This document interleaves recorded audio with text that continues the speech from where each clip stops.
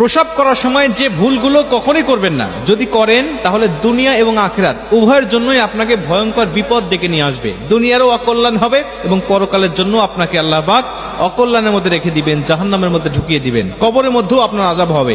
এজন্য পেশাব করার সময় বা প্রস্রাব করার সময় আপনি সতর্ক থাকবেন এই বিষয়গুলো মেনে নেওয়ার জন্য। 1 নম্বরে, আপনি কখনো কোনো গর্তে প্রসাব করবেন না। আল্লাহ রাসূল সাল্লাল্লাহু আলাইহি ওয়াসাল্লাম হাদিসের মধ্যে বলেন যে গর্তের মধ্যে বিভিন্ন জিনেরা বসবাস করে, বিভিন্ন দুষ্ট জিন বা ভালো জিন, এই সমস্ত জিনগুলো সেখানে থাকে, তারা বসবাস করে।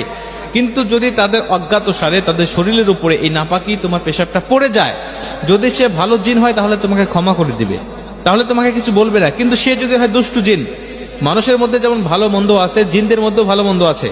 মানুষের মধ্যে ভালো মানুষ আছে যারা মানুষকে ক্ষমা করে দেয়, আবার কিছু মানুষ আছে সামান্য ভুলের জন্য মানুষের উপর অ্যাকশন নেয়, তার প্রতিশোধ নেওয়ার চেষ্টা করে। জিনদের মধ্যে ঠিক অনুরূপ। আপনি জানেন না, আপনি না জেনেই তো প্রসাব করেছেন, কিন্তু এও আপনার ক্ষমা করবে না। সে আপনাকে এমন ভাবে জ্বালাতন করবে, আপনার উপর আসর করবে, আপনার পরিবারের উপর আসর করবে, বিভিন্ন ভাবে কষ্ট দিয়ে দুনিয়ার জমিনে আপনাকে ধীরে ধীরে শেষ করে দিবে। এজন্য আল্লাহ রাসূল বলতেন যে গর্তে তোমরা কখনোই প্রসাব করবে না, একটু সেফে ঝোর ঝাপে, মানে মানুষের আড়ালে তোমরা প্রসাব করার চেষ্টা করবে। 2 নম্বরে, আপনি কখনো দাঁড়িয়ে প্রসাব করবেন না। আল্লাহ রাসূল সাল্লাল্লাহু আলাইহি ওয়াসাল্লাম একাধিক হাদিসের মধ্যেই দাঁড়িয়ে প্রসাব করার কথা বলেছেন। হযরত ওমর রাদিয়াল্লাহু তাআলা আনহু থেকে একটি হাদিস বর্ণনা করা হয়েছে, তিনি বলছেন আল্লাহ রাসূল আমাকে বললেন, ওমর, হে ওমর, এদিকে আসো, লা তাবুল কাইম, তুমি কখনো দাঁড়িয়ে প্রসাব করবে না। দাঁড়িয়ে প্রসাব করলে এটা আল্লাহ রাসূল সাল্লাল্লাহু আলাইহি ওয়াসাল্লাম নিষেধ করেছেন, কিন্তু বর্তমান বিজ্ঞান বলছে এর অপকারিতার কথা।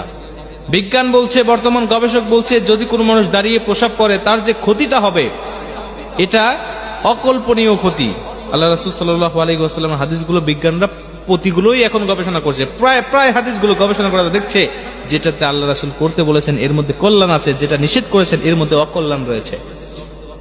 দাঁড়িয়ে যদি আপনি প্রসাব করেন, আপনার শরীর নোংরা হওয়াটাই স্বাভাবিক, আপনার শরীরে নাপাকি লেগে যাবে। আর নাপাকি যদি আপনার শরীরে লাগে তাহলে তো আপনি বুঝছেন নাপাক হয়ে যাচ্ছেন, নামাজ পড়তেছেন, রোজা রাখতেছেন, বিভিন্ন আপনি তাসবিহ তাহলিল বিভিন্ন ইবাদত বন্দেগী করতেছেন নাপাকি অবস্থায়। আল্লাহ না করুক যদি এই নাপাকি অবস্থায় আপনার মউত আপনার হয়ে যায়, মালাকুল মউত আজরাইল আপনার নিকটবর্তী হয়ে যায়, নাপাকি অবস্থায় আপনার মৃত্যুটা হয়ে যাবে। আর ওই সময় আপনার ঈমানের সাথে মৃত্যু বরণ করা বড় কঠিন, কষ্টকর হয়ে যাবে। মুসলমান ভাইরা আমার, এই জন্য আল্লাহ রাসূলের প্রতিটা হাদিস সর্বসময় মেনে নেওয়ার চেষ্টা আপনি করবেন। 3 নম্বরে আল্লাহ রাসূল সাল্লাল্লাহু আলাইহি ওয়াসাল্লাম বলেন, পেশাব থেকে সবসময় তুমি পবিত্রতা থাকার চেষ্টা করবা। এ মুসলমান, আমরা অনেক মানুষ আছি এরকম, পেশাব করার পরে ঢিলা কুলুপ ব্যবহার করার কোনো তাওয়াক্কা তো করে না, অনেক মানুষ পানি পর্যন্ত ব্যবহার করে না। মুসলমান, এই কাজগুলো যদি